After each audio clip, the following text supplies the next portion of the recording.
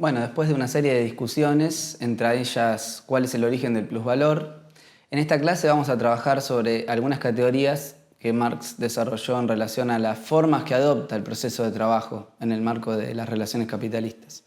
Vamos a hacernos algunas preguntas que son de gran importancia.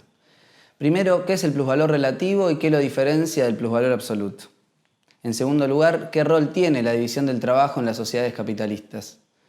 Tercero, ¿cuál es la importancia de la categoría de fuerza productiva del trabajo? Y cuarto, ¿cuáles son las diferencias centrales entre el proceso de trabajo de la manufactura y el proceso de la gran industria?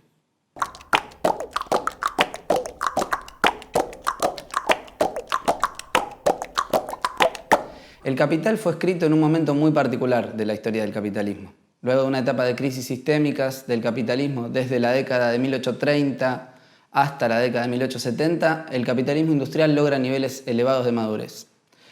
La lucha de clases, de la clase trabajadora, que buscaban quitarse de encima la imposición de jornadas laborales cada vez más extensas, condujeron al desarrollo de nuevas estrategias para la valorización del capital por parte de los capitalistas. Impulsados por la lógica de la generación constante de plusvalor, las clases capitalistas fueron desarrollando, en los tiempos en que Marx escribe El Capital, otro tipo de mecanismos de extracción de plusvalor, basado en el incremento de la fuerza productiva del trabajo, esto es, la productividad del trabajo. Después de la presentación de la clase anterior, tenemos claro que el capitalista pretende incrementar hasta el máximo físico la extensión de la jornada laboral. Esto sería parte de una estrategia de plusvalor absoluto. Aumenta la jornada laboral, por tanto aumenta el valor total producido y, dado el salario en cierto nivel, el porcentaje de plus trabajo sobre el trabajo necesario también aumenta.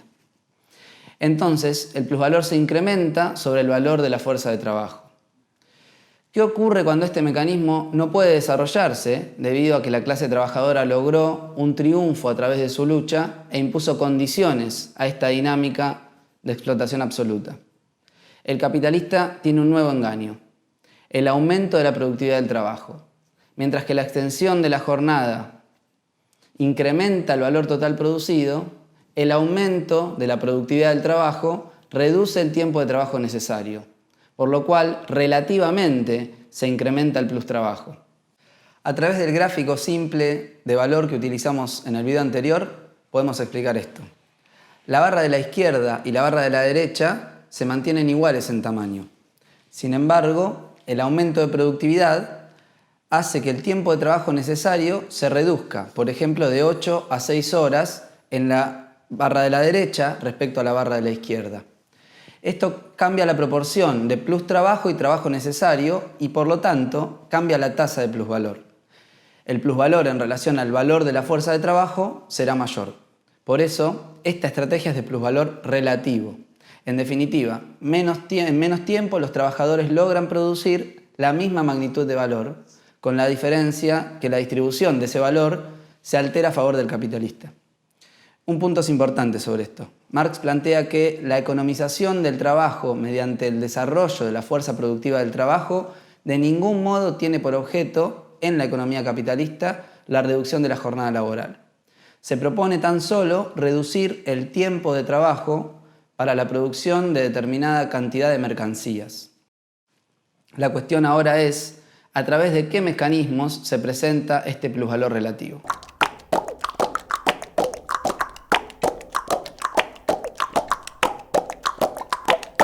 El proceso de producción capitalista comienza donde un cierto número de trabajadores actúan conjuntamente bajo la dirección de un capitalista para producir cierta clase de mercancías.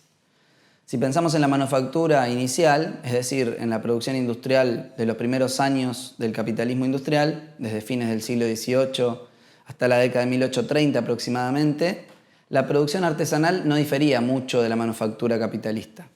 La cooperación es, de acuerdo a Marx, el proceso de trabajo que reúne a diferentes colectivos de trabajadores y trabajadoras que realizan trabajos idénticos o conexos para producir determinados bienes. El punto central es que esa reunión de diferentes colectivos de trabajadores produce un incremento significativo de la fuerza productiva del trabajo. Esto se debe a que hay, por un lado, una serie de trabajos que no pueden hacerse de manera individual por más extensión de la jornada que exista. Es decir, para algunas tareas necesitamos de varios trabajadores y trabajadoras. El ejemplo que pone Marx es el de mover un gran tronco o un árbol. Una persona sola no puede hacerlo por más que trabaje muchas horas. Por otro lado, y en esto Marx tiene un punto de contacto con Adam Smith, la división del trabajo en diferentes fases hace que el producto del trabajo colectivo tenga una magnitud mayor al mismo trabajo hecho de manera separada. La división del trabajo en un mismo espacio, esto es el trabajo cooperativo, permite en una jornada laboral igual para cada individuo aumentar la productividad. Marx plantea sobre esto que en comparación con una suma igual de jornadas individuales y aisladas de trabajo, la jornada laboral combinada produce una masa mayor de valor de uso y reduce por ende el tiempo de trabajo necesario. Esto puede deberse al aumento de la fuerza física al contar con más trabajadores haciendo la misma tarea, o porque amplía el campo espacial de acción del proceso de trabajo, o porque ejecuta simultáneamente diferentes operaciones, o porque muchos trabajadores ejecutan la misma tarea al mismo tiempo, entre otras formas. En todas ellas se ve mejorada la productividad, es decir, aumenta el valor de uso total producido. Esto significa que los precios de los productos del trabajo se reducen, más precisamente los costos unitarios. La cooperación, ya sea de trabajos simples, iguales, trabajos físicos sencillos o no calificados, o trabajos complejos, oficios, diferenciados entre sí, es un mecanismo de reducción del tiempo de trabajo necesario. En la sociedad capitalista, la cooperación tiene tres aspectos importantes. El primero de ellos es que las condiciones de trabajo son condiciones sociales. La lógica capitalista de la valorización requiere que el tiempo de trabajo de un colectivo de trabajadores logre como mínimo estar alrededor del promedio, es decir, del tiempo de trabajo socialmente necesario. Que las condiciones de trabajo en las que se da la cooperación son sociales significa que efectivamente los colectivos de trabajadores son organizados en determinado orden social, en este caso en el orden social capitalista. Por lo tanto, son los capitalistas quienes tienen la capacidad para juntar a los trabajadores en un espacio de trabajo colectivo. Para Marx, cooperativo, porque tienen la capacidad de disponer de dinero para adelantar en forma de capital variable. Primero disponen del dinero, luego organizan la cooperación. El segundo aspecto es que los capitalistas tienen funciones específicas que son el control y la dirección de todo el proceso de trabajo. Pero cuando la escala es mayor, que es propia de la dinámica estrictamente capitalista, el propietario de los medios de producción incluye además asalariados que cumplen estas funciones de dirección y control, básicamente managers y capataces. El tercer aspecto es que los trabajadores cooperadores son formalmente libres, esto es, una de las diferencias claves con otras formas cooperativas de la organización de la producción.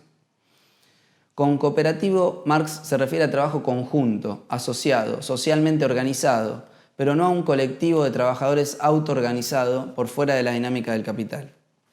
Verán en el texto que trabajo en cooperación es contrapuesto a trabajo individual. Por lo que planteamos hasta ahora, la cooperación aparece como una forma específica del proceso capitalista de producción. Es el primer cambio del proceso de trabajo que se subsume al capital. El punto es entonces que la cooperación, bajo la lógica del capital, es una forma simple de incrementar el plusvalor a través del aumento de la escala y por lo tanto de la fuerza productiva del trabajo.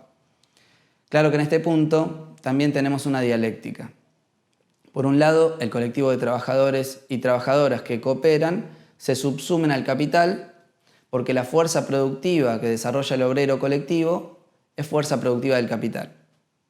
Por otro lado, la unificación de un colectivo de trabajadores y trabajadoras da lugar a mejores condiciones de resistencia frente al capital. Una cuestión es clara: la fuerza productiva del trabajo, la productividad, en el capitalismo no es neutral, sino que está orientada a incrementar el plusvalor y la explotación, no a ganar tiempo libre.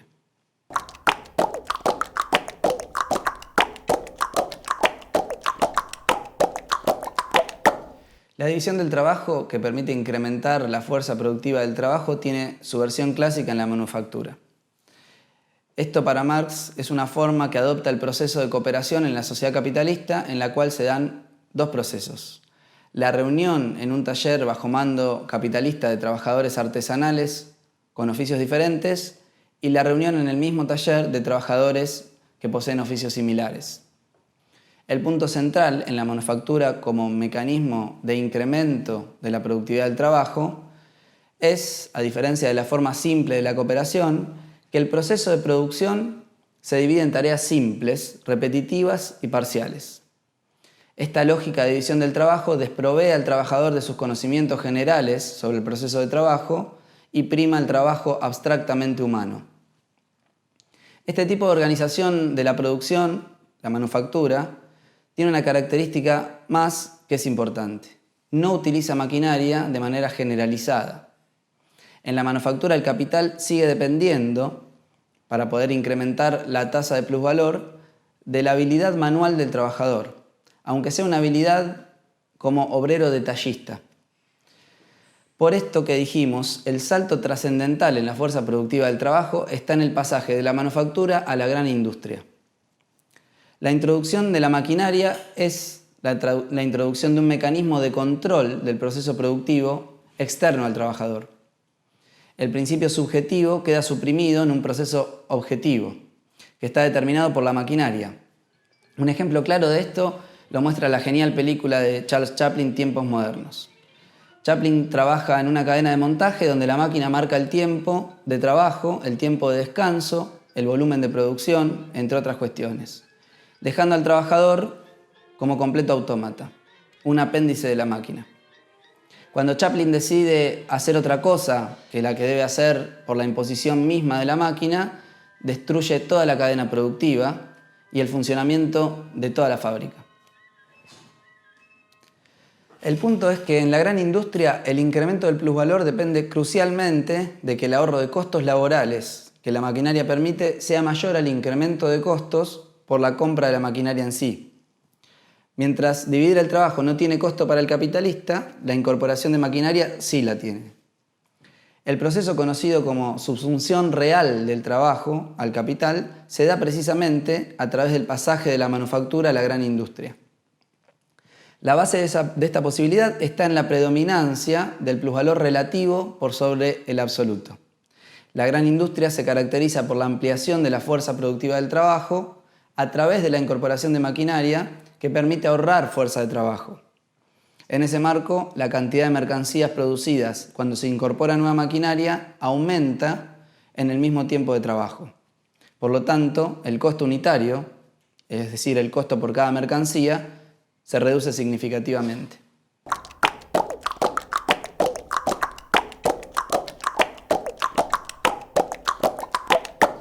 Una última cuestión que es importante desarrollar es que para Marx, en la dinámica de la gran industria, prevalece la extracción de plusvalor relativo por sobre el absoluto como resultado de la lucha competitiva entre capitales. La explicación es la siguiente. Los capitalistas, debido a que son representantes de su mercancía, es decir, el capital, necesitan buscar estrategias de valorización, es decir, obtención de plusvalor, para lograr ser exitosos y no desaparecer en tanto que capitalistas. El planteo de Marx es entonces que el capitalista necesita valorizar su capital más allá de sus deseos individuales. La misma organización social que produce la desigualdad de origen entre la clase trabajadora y entre la clase capitalista instala la coerción de la competencia al interior de la clase capitalista. Cada uno de los capitalistas se ve forzado a ser el mejor representante de su mercancía frente a los otros. El punto es que, dado que el valor es relacional, la disputa por la apropiación del valor producido se da en la gran industria a través de lograr que el incremento de la fuerza productiva del trabajo sea mayor al costo de la maquinaria. Cuando un capitalista individual introduce una maquinaria nueva que pueda cumplir la condición anterior, efectivamente se queda una porción mayor del valor socialmente producido y tiene un plusvalor extraordinario. Si otros capitalistas logran copiarlo e incorporar la misma maquinaria o una mejor, el plusvalor extraordinario desaparece y se equipara con la situación previa, alrededor del promedio.